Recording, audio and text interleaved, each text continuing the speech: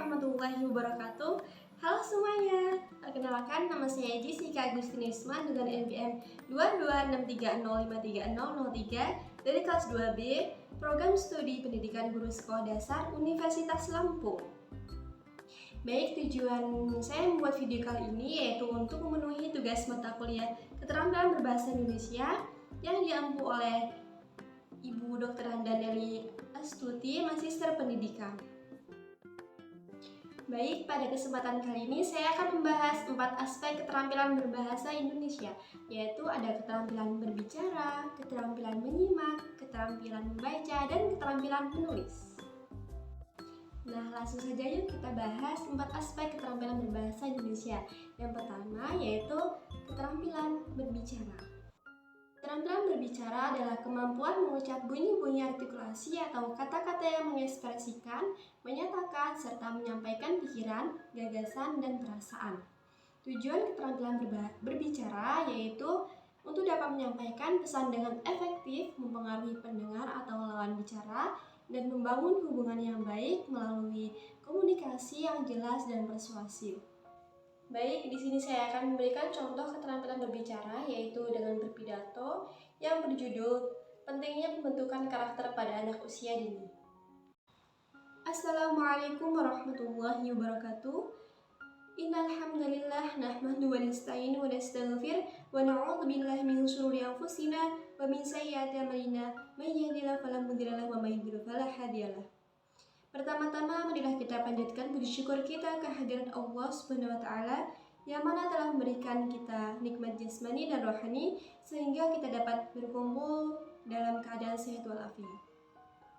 Salawat beserta salam tak lupa kita sanjung agungkan kepada baginda kita Nabi Muhammad SAW. Baik, izinkan saya di sini menyampaikan sebuah pidato singkat yaitu tentang pentingnya pembentukan karakter pada anak usia dini. Hadirin yang berbahagia, pendidikan karakter pada saat ini merupakan isu utama dalam dunia pendidikan. Selain menjadi pembentuk akhlak anak bangsa, pendidikan karakter juga menjadi fondasi utama dalam membentuk karakter anak untuk menyukseskan Indonesia. Tujuan pendidikan karakter ini yaitu untuk membantu menumbuhkan rasa disiplin serta sikap jujur pada diri anak. Seperti yang kita ketahui bersama, bahwa budaya asing memang sangat mempengaruhi karakter pada anak.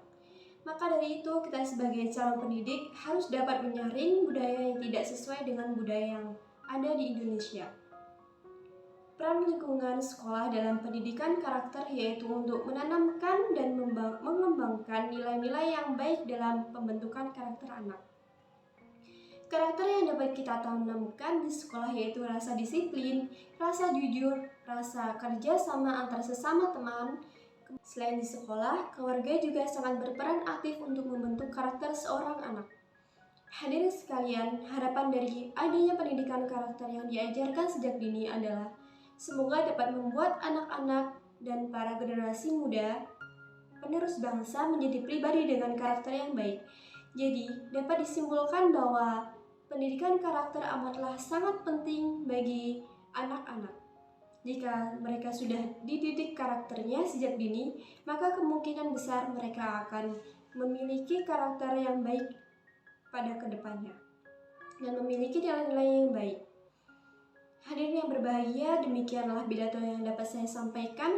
Semoga apa yang saya sampaikan dapat bermanfaat bagi kita semua. Saya sebagai manusia biasa pastinya terdapat banyak kesalahan, maka dari itu saya mohon maaf dan saya mohon ampun kepada Allah Subhanahu wa Ta'ala. Akhir kalam, wassalamualaikum warahmatullahi wabarakatuh. Selanjutnya yaitu keterampilan menyimak. Keterampilan menyimak merupakan suatu proses kegiatan mendengarkan lambang-lambang lisan dengan penuh perhatian, pemahaman, apresiasi, serta interpretasi untuk memperoleh informasi, menangkap isi, serta memahami makna komunikasi yang tidak disampaikan. Tujuan menyimak yaitu mendapatkan fakta, menganalisis fakta, mengevaluasi fakta, mendapatkan inspirasi, menghibur diri, dan meningkatkan kemampuan berbicara. Baik, selanjutnya yaitu saya akan memberikan contoh keterampilan menyimak. Berikutnya saudara, seorang siswa sekolah dasar di Sukabumi, Jawa Barat meninggal dunia diduga akibat dianiaya teman sekolahnya. Korban meninggal setelah mendapat perawatan di rumah sakit. Seorang siswa kelas 2 sekolah dasar di Kabupaten Sukabumi, Jawa Barat meninggal dunia setelah diduga dianiaya oleh teman sekolahnya. Penganiayaan terhadap korban terjadi pada Senin lalu. Korban sempat mendapatkan perawatan rumah sakit hingga akhirnya meninggal dunia. Hasil pemeriksaan dokter diduga karena korban mengalami pemukulan di bagian dada, punggung, kepala, dan rahang. Jenazah korban selanjutnya dimakamkan di pemakaman umum dekat rumahnya.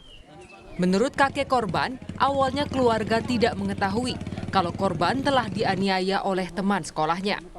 Kemudian korban dibawa ke rumah sakit karena mengalami sesak dan sakit pada bagian punggung. Korban baru mengakui setelah berbicara dengan dokter yang menangani di rumah sakit jika korban telah dipukuli oleh teman sekolahnya. Dua hari itu dipukulin gitu. Di mana? Di daerah, di lingkungan sekolah gitu. Rumah sakit ya? Sempat perawatan di rumah sakit 3 hari, hari Rabu, Kamis, Jumat, dan Sabtu. Sampai 4 hari ya. Minta dituntaskan tuh pelakunya siapa yang sebenarnya, gitu kan ya. Dan minta pertanggungjawaban dari keluarganya, minta pertanggungjawaban dari sekolah. Pihak sekolah itu aja.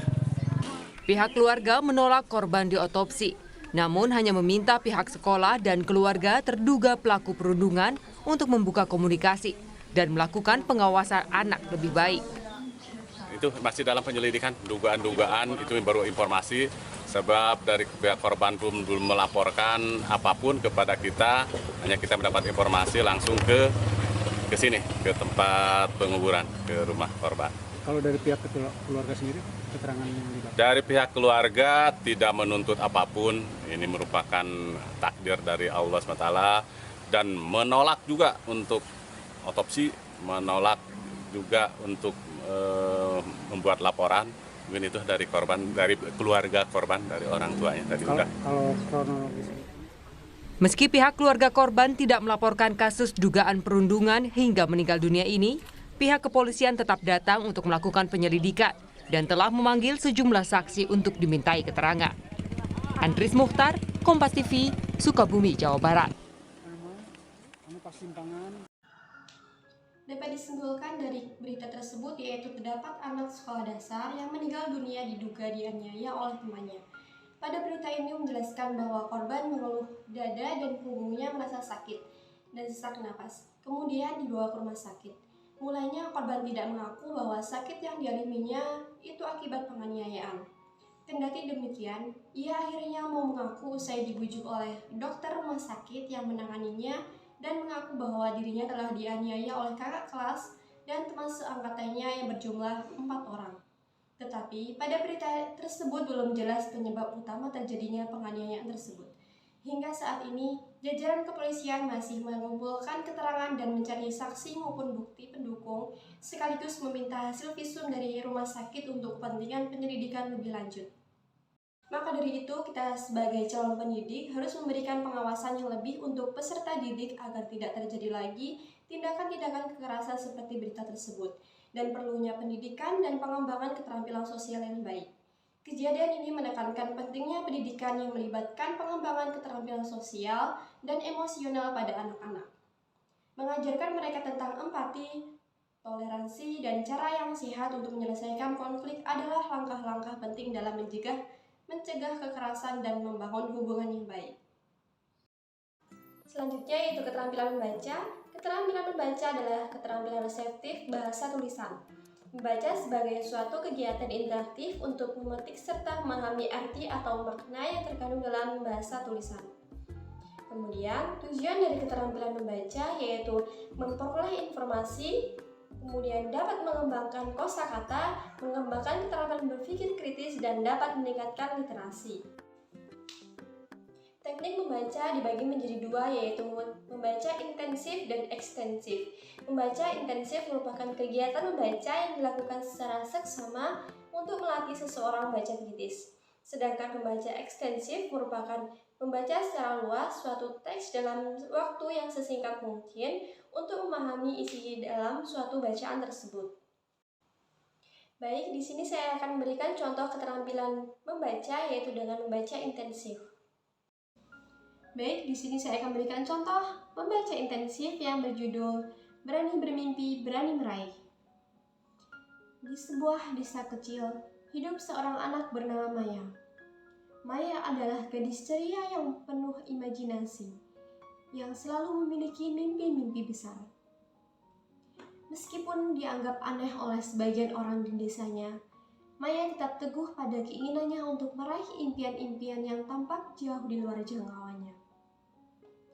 Maya sangat tertarik pada seni, dan impian terbesarnya adalah menjadi seorang pelukis yang terkenal.